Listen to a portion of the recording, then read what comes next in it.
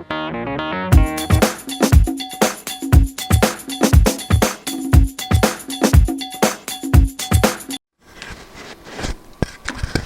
this is Tim from timclop.com, and tonight I want to talk to you basically about the B800. This is a studio strobe designed by Paul C. Buff. They call them the Aleinbees, and they come in 400, 800, and 1600, and this is the 800 model. I'm also going to go briefly over it here, tell you what its functions are, how it's packaged, how it comes to you, and what you could expect from this light. It comes packaged to you without the stand. You get the Aleinbee's light unit. It comes with a strobe bulb inside of it, and it comes with the modeling light. It comes with this 8-inch reflector with it. It comes with the power cord, and it also comes with a sync cord, which I don't have hooked up, but it comes with this right here. This is just your basic sync cord. And that's how your unit will be shipped to you. And start talking about this. 800, it has 300. It's a 320 watt second light. They say 800 true watts is what it can produce.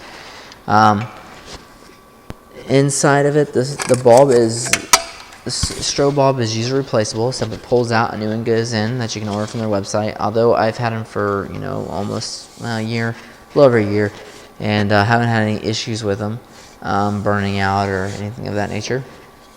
It comes with a modeling light, which is a standard 150 watt incandescent bulb, and what it's designed to do is to give you a what you see is what you get performance. So what you see through your modeling light should be a pretty much exact replication of what you get from the strobe bulb. So I do use my modeling lights in the studio, not necessarily to see shadows or to see any problems with my light, but merely just to add ambient light. My studio is fairly dark, so especially when it gets dark outside in the winter time, it's even worse. So I do like to use modeling lights for that reason. Not saying modeling lights are bad, because they are usable.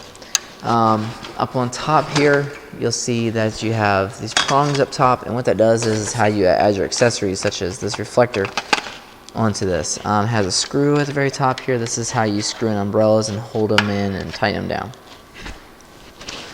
The unit can tip up and down, okay, by this lever right here. It's very sturdy once you clamp it down.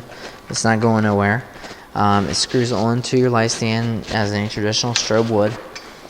On the back of the unit, you have your stepless system here for power, all the way up and all the way down.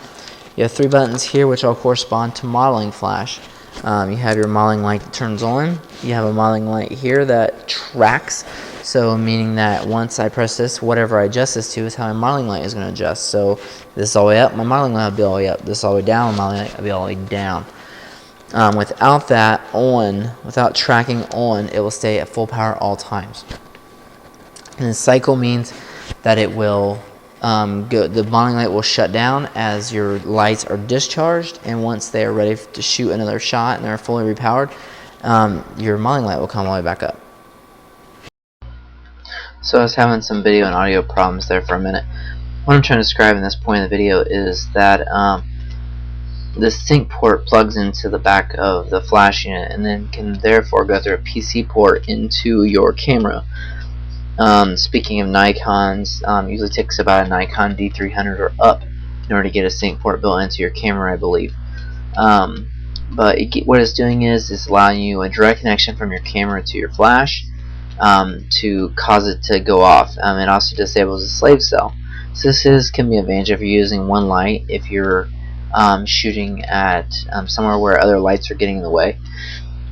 I would even almost say you could use it during a wedding if you're shooting the formals and the parents are standing behind you trying to take a picture with their cameras, and if you use slave cells, they can be discharging your lights also.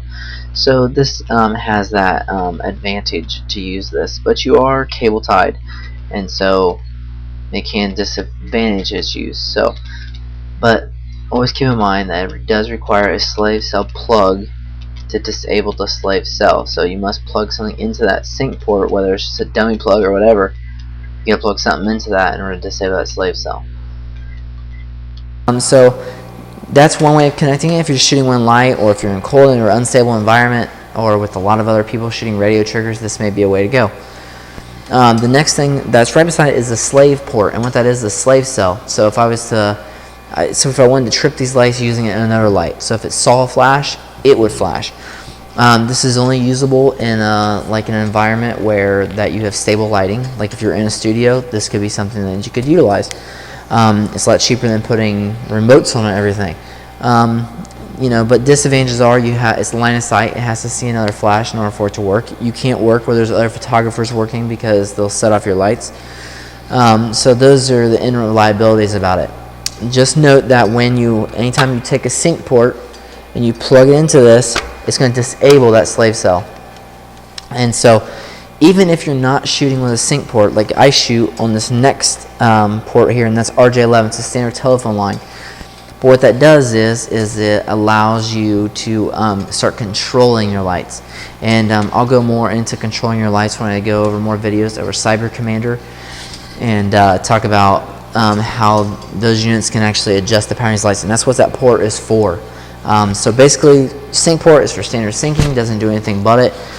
You can move on to a remote port on these RJ11s, and that's how you can actually start taking control of your lights wirelessly or wired. So it's a very beneficial thing. I'm sorry, not a line light, a strobe light. One time I broke a strobe light. It fell for about 10 feet and it broke the line light and the strobe light. But the actual light unit itself, strong. I mean, I've had no problems with them. They've always kicked right back on. Never done any damage. Actually, I don't think I put a scratch in the outer shells of them. So the actual unit is built very sturdy. So power-wise, B800. I mean, they're plenty of power for the studio, and they can even be plenty of power outside. And they are professional flash, and they are used by some professionals, possibly out in the field or however they want to use them. But they are definitely less expensive than a lot of modeling lights that you can get, strobe lights that you can get. And they're definitely a lot better than the cheap strobe lights you can get. So if you're looking to get started in photography and you're looking to open up a studio and you're looking at lights, I would definitely look towards Aleinbee's Zeus lights. They've been around for a long time. The company has tremendously good customer service. They're a dream to work with, and because of that, makes these lights even better. So if you have any questions, comments, leave them below. I'll definitely be adding some more videos all related to strictly policy buff lighting and component and accessories. So I hope I can answer any of your questions. And if that's about it. Thanks.